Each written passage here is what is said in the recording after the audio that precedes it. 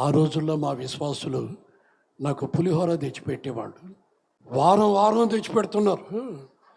నేను అనుకున్నాను, ఎంత ప్రేమ, ఎంత దయా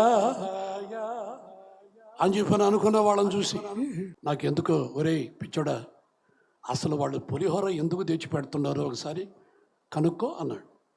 అమ్మా ఎలిజబెత్ అమ్మ, వారం వారం పులిహోర తెచ్చిపెడుతున్నారు, ఏంటి సంగతి అని చెప్పానంటే ఆయన చెప్తాడు. నువ్వు చెప్పరా జోసఫ్ అన్న. ఏమి లేదండి, ఏమన్నారో తెలుసా? ఏమండి, మా ఇంటి పక్కనే ఒక బిల్డింగ్ ఉందండి, మేమేమో పూరి గుడిసెలో ఉన్నామండి. ఆ బిల్డింగ్లో వాళ్ళు ఈ పూరి గుడిసె స్థలం కావాలని మా మీద మంత్రాలు చేపిస్తున్నారండి. ఏం మంత్రాలు రా?